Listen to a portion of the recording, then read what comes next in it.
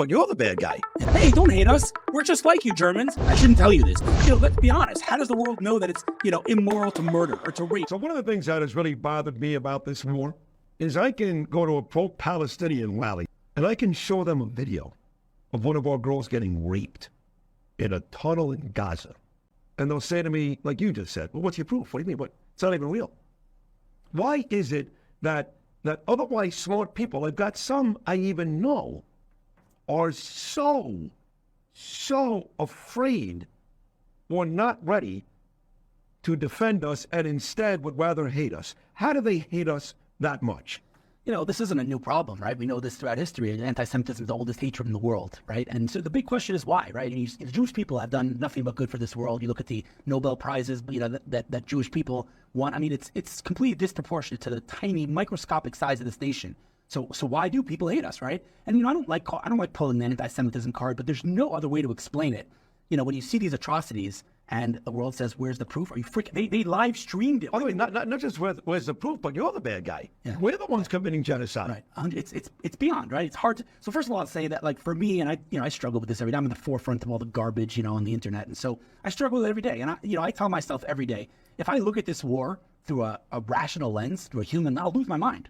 So for me, as an observant Jew, I'm like, listen, I don't know why God does what he does, but clearly this is something beyond, logic and reason. That's first of all. Second of all, I think anti-Semitism, again, it's not new, but the real question, I've struggled with this my whole life. Why? Why do they hate us, right? So, in Jewish scripture, it's kind of like we know that they hate us, but that doesn't satisfy me. I need an answer. Right. And so, at the risk of saying something a little controversial that your listeners Please, might not I'm begging you. By the way, when you do public speaking, that's the way to get the audience's attention. Say, I got something, I shouldn't tell you this. Right. So I shouldn't say this, but I'll say it anyway. I think that, you just open a history book. When did anti-Semitism spike in every single empire throughout history? It's the same thing. It's the same script. What happens is there's an empire, and it grows and grows and grows, and as it reaches peak influence, top, then morality goes out the window, right? You got, the emperor putting people to fight to their death. You got no gender.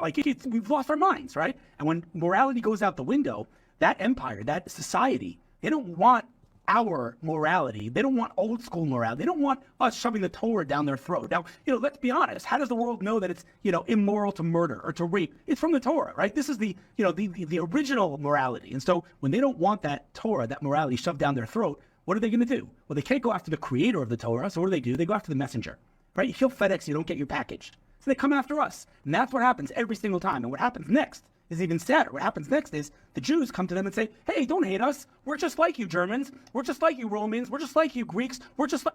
Then they say, no, you're not just like us. Yeah. Let me show you, using a tool that we have, that you're not just like us. It's called anti-Semitism. And then it goes through the roof, and then we know what happens next. So that's what's happening now. You know that. 100%. I think...